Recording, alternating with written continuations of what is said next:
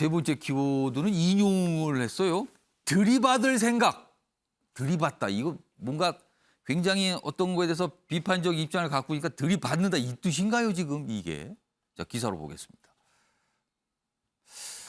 자, 일단 먼저 윤석열 대통령 부부 관련 소식이 주말 동안에 꽤 많이 나왔죠? 방송에서도나 이런 언론 기사로 많이 보였을 텐데 연이틀 대통령실을 찾은 김건희 여사 조용한 내조 대신 보폭을 넓히나. 그러니까 27일, 28일 연속해서 뭔가 사진이 공개가 됐거든요.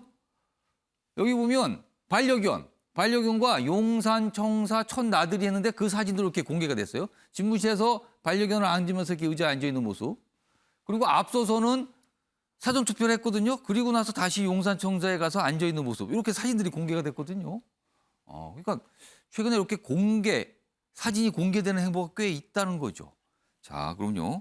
관련 사진들이 좀 있거든요. 확인해 보겠습니다. 사진 일단 2장이 준비가 돼 있죠. 여기 보시면 사전 투표 후 이 용산의 대통령 집무실을 방문한 거예요. 그래서 이렇게 앉아 있는 모습이 이게 또 공개가 됐고요. 그리고 그 다음 날 같은 장소예요. 이번에는 반려견과 함께 조금 더 가벼운 옷차림으로 이렇게 모습이 있었습니다. 앞선 기사 좀 다시 불러올까요? 여기 보면 같은 사진 있죠? 여기 아랫부분을 좀 봐주세요. 윤석열 대통령과 부인 김건희 여사가 지난 28일 용산의 대통령실 청사 집무실에서 반려견과 함께 앉아있다. 그런데요, 이 사진 공개 출처입니다. 페이스북 건희사랑 캡처. 팬클럽입니다. 팬클럽에서 이 사진이 공개가 된 거예요. 근데요, 가만히 생각을 해보세요. 대통령 집무실의 사진을 찍을 수 있는 사람. 팬들이 가서 찍진 않았겠죠. 누군가 찍고 팬클럽에 전달이 됐다라고 보는 게 가장 합리적인 생각인 것 같아요. 이 얘기 좀 해보겠습니다. 유교 의원님. 팬클럽의 사진이 공개됐다는 측면. 여러 가지 측면이 있었어요. 뭐 주말 동안에 뭐 행보 공개인데 팬클럽 활동이 지금 이루어지고 있거든요. 근데 거기에 대통령의 모습까지 같이 있는 사진이 공개됐다. 이거 어떻게 보십니까? 그게 바로 가장 큰 문제다. 지금 앵커가 한 얘기에 모든 문제가 다 함축이 돼 있다고 봅니다. 대통령의 모습이 있는 그것도 대통령의 집무실에서 찍힌 사진이 청와대 아니죠. 대통령실에서 예. 공식적으로 발표된 게 아니라 이 배우자의 팬클럽, 예, 팬클럽입니다. 를 통해서 공개가 됐다. 이건 일반 유권자들이 생각하면 그럼 무슨 연예인의 무슨 팬클럽 사진과 비슷하게 받아들일 것이냐.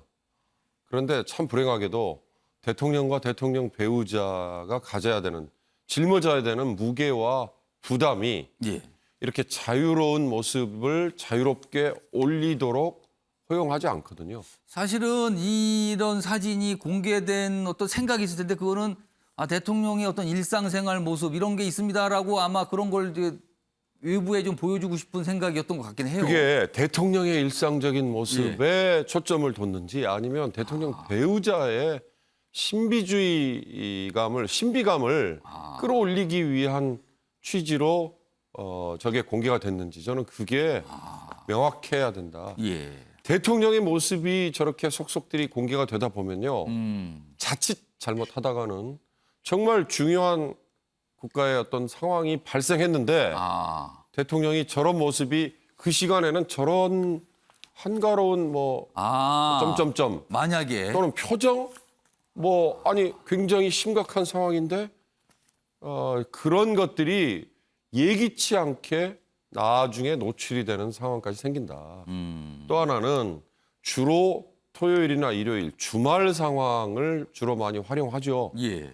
아마 일주일 전에는 무슨 백화점에 대통령이 예. 같이 방문했던 어떤 이런 것도 구두 이런 걸 사기 그렇습니다. 위해서 갔다는 거죠. 그러나 우리 국민들은 아직도 대통령은 무한 책임을 얘기하거든요. 대통령은 24시간 일을 해야 맞는 자리 아니야라는 생각도 하고 있어요.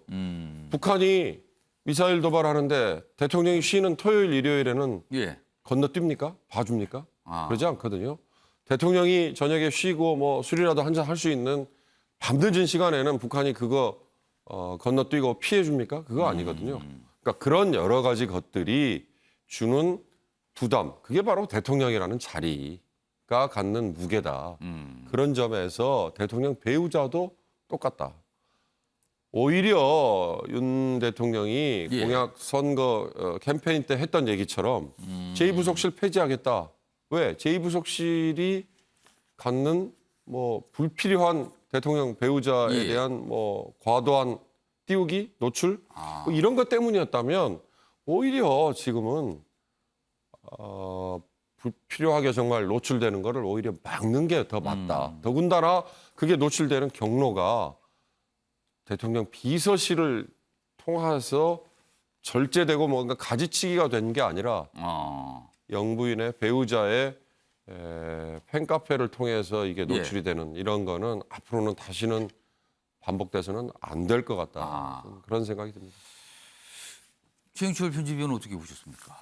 윤 대통령 스타일이 조금 과거의 대통령과 다른 스타일로 가고 있기 때문에 저런 게 나옵니다. 대통령께서는 낮은 경호 예. 그리고 국민과의 직접 소통 그것을 굉장히 강조를 한답니다. 왜냐하면 청와대를 나온 이유도 바로 그것이다. 예. 용산으로 와서 이렇게 내가 온갖 욕을 들어 먹으면서까지 용산으로 집무실을 옮긴 것 자체가 예. 소통 행보를 늘리는 것이다.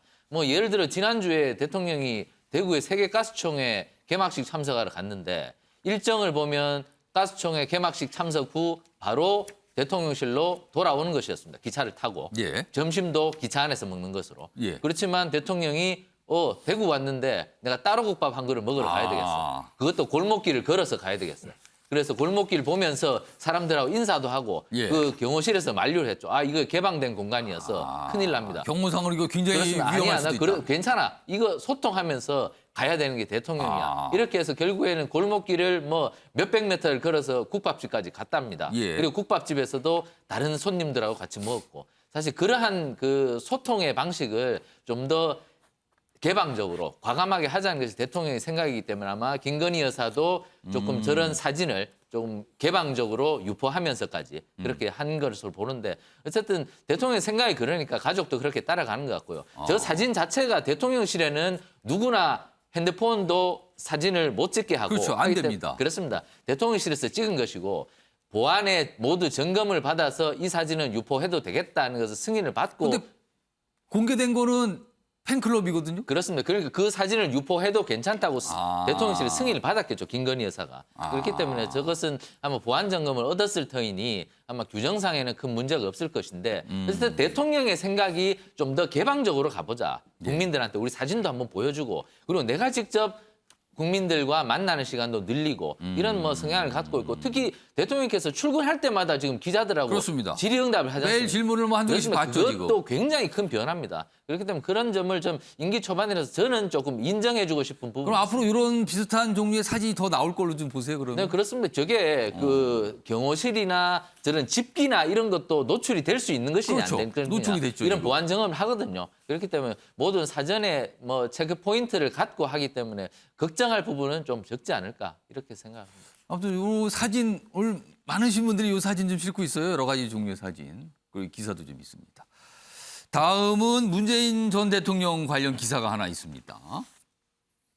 문 전 대통령 사저합 시위 보수단체 고소를 검토한다.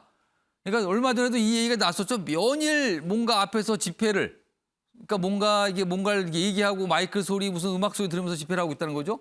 그런데 명예훼손 모욕 혐의 고소장 준비. 지금 7개, 8개 단체가 번갈아 집회해서 주민들이 고통스럽다 뭐 이런 반응이 계속 있다는 거고요. 특히 문재인 전 대통령의 딸 어떤 본인의 글을 좀 올렸어요. 입으로 총질 시위 비판했다는 건데 옆에 글이 좀 있습니다. 여기 보면 본인의 SNS상에 이제 이 사저 앞에 이제 시위와 관련해서 여기를 좀 이 부모님이 계신 곳을 찾아갔는데 하면서 나온 반응이에요. 시위대를 들이받을 생각을 하고 왔다. 나설 명분 있는 사람이 자식 외에는 없을 것 같아서 그랬다. 그런데 구치소라도 함께 들어가면 그 사이라도 조용하겠지라는 심정으로 내려왔는데 현실은 참담과 무력, 수적 열세, 집안에 갇힌 생쥐꼴이다. 이런 반응을 보였다고 합니다. 근데 지금 이 글은 삭제된 상태라고 또 그래요. 근데 언론에 이미 노출이 좀 됐습니다. 자, 이와 관련해서요. 문재인 전 대통령이 사전 투표를 하고 나서 좀 질문을 받고 한 얘기가 있거든요. 들어보시죠. 예, 대통령이 그 시위하는 집 앞에서 시위하는 마음 말씀이 시위 앞에 하고 있는 거. 예, 뭐 불편합니다. 예, 맞습니다. 문 전 대통령 저 정도 반응인데 딸은 굉장히 좀 강하게 어떤 입장을 좀 냈죠. 천하람 변호사. 네. 이게 집시법으로는 문제가 없습니까? 네, 집회 시위에 관한 법률을 보면 이제 사전 신고를 하고 나서 이제 집회에서 뭐 폭력적인 행위를 하지 않거나 특히 지금 이 사건 같은 경우는 문제되는 게 아마 소음 기준일 그렇습니다. 텐데요. 소음. 소음 기준을 지키는 한에서 한다라고 하면 당연히 그 법적인 적법합니다. 내에서 지금 하고 있는 건가요, 네, 그러면은? 원래 집회나 시위는 어느 정도의 불편을 당연히 동반하거든요. 그래서 표현의 자유의 관점에서 그 해당 소음 기준을 어기지 않는다라고 하면 이 집회나 시위가 불법하다라고 그럼 할 지금까지는 근거는 그 없습니다. 소음 기준을 맞추고 있다는 거네요. 네, 그렇게 저도 언론을 통해서 접하고 있습니다. 근데 다만 지금 이제 문재인 대통령 측에서 뭐 예. 따님 같은데 얘기를 하시는 것은 아무리 집회 시위가 좀 적법하다 하더라도 집회 시위에서 하는 발언의 내용이 너무 명예훼손적인 내용을 포함하고 있다거나 아니면 뭐 욕설을 해서 모욕에 이르렀다거나라고 예. 하는 것까지는 허용되지 않는 것 아니냐라고 해서 지금 명예훼손 또는 모욕으로 고소장을 준비하겠다라는 내용인 것 같거든요. 문 전 대통령 측에서는 그런 걸 검토하고 있다 이런 보도예요, 지금요. 네, 그렇습니다. 근데 이거는 뭐 한번 뭐 할 수야 있으실 텐데 예. 다만 저는 이제 법률가의 입장에서 좀 재미있는 판례가 나올 것 같은 것이 공인에 대해서 특히 현직 공직자에 대해서 명예훼손이나 모욕은 잘 인정이 안 됩니다. 왜냐하면 표현의 자유를 폭넓게 보장해 그렇죠. 주기 때문에. 그러면 전직 대통령의 경우는 어떤가? 이런 사례는 없죠, 지금. 네, 지금까지는 잘 없었던 것 같은데, 뭐 문재인 대통령께서는 과거 후보 시절이나 뭐 대통령 때도 예. 본인에 대한 뭐 쓴소리 뭐 이런 거 잘 뭐 듣겠다, 대통령이 돼도 참아야 된다 이런 얘기는 하셨는데. 문자 폭탄 이런 거에 대한 질문도 받았었죠. 네, 또 뭐 양념이다라고 얘기하시기도 예. 하고. 그러니까 이제 전직 대통령인 상황에서 국민들의 이런 여러 가지 쓴소리를 어떻게 받아들이고 거기에 대한 법원의 판결 어떻게 나올지 좀 흥미로운 대목인 것 같습니다. 그래 이게 이제 고소장이 준비되면 이게 법적 다툼으로 가는 거예요. 지금 이게 상황이 좀 더 복잡해지죠. 김종욱 전 행정관은 이 상황은 어떻게 읽으셨어요? 뭐 말씀하신 것처럼 저는 저런 일이 있다고 하더라도 헌법이 보장된 집회 시위에 대한 부분이나 법률이 보장한 부분들은 지켜져야 한다. 저런 사례 때문에 그런 것들이 훼손돼서는 안 된다고 생각을 합니다만 이제 그 내용 법률적인 문제를 떠나서 지금 우리 정치가 거의 예를 들면 토론의 정치가 아니라 예. 전쟁의 정치 같아요. 그러니까 상대방은 적이고 그러니까 적과의 어떤 대결을 통해서 이겨야만 된다는 생각들이 되게 많다는 생각이 드는 것이고요. 예. 저 같은 경우도 이제 토요일마다 광화문을 지날 경우가 있거든요. 예. 광화문을 지나면 거기 이제 보수주 그다음에 기독교 이런 집단들이 집회 시위를 하는데 예. 1분 걸어가는 동안에도 귀가 너무 아플 정도인 거고 듣기 민망할 정도의 이야기들이 많이 있습니다. 그러니까 저는 이런 부분에 대해서는 자정을 할 필요가 있을 것 같고 예. 정당도 마찬가지인데 저희 양 정당 같은 경우 계속 예를 들면 좀 전쟁의 정치를 부추기는 측면들이 있어요. 그런 것들을 배제할 필요가 분명히 있는 거죠. 그리고 전 세계적으로도 그런 방식의 정체성 정치 부분과 관련해서 또 윤석열 대통령이 얘기했던 반지성의 정치라고 하는 부분에 대해서도 반대하는 측면들이 분명히 있기 때문에 이 부분에 대해서는 좀 자정의 노력이 필요하다는 생각이 드는 것이고 또 이 유튜브들도 마찬가지인데 자율적으로 철수했으면 좋겠어요. 왜냐하면 아니 제가 볼 때 돈벌이를 위해서 한다는 생각도 좀 드는 거예요. 유튜버들 같은 경우가. 유튜버로 이걸 생중계하니까. 그러니까 전직 대통령에 대한 공격 또는 그 전 대통령 주변에 산다라는 이유만으로 주민들의 피해를 보고 그걸 통해서 돈벌이를 하는 방식들이 벌어지게 되는 것에서 용인한다면 근데 문제가 많을 거라 생각이 들기 때문에 제가 볼 때 가장 좋은 방법들은 법률적인 어떤 고소고발 문제가 아니고요.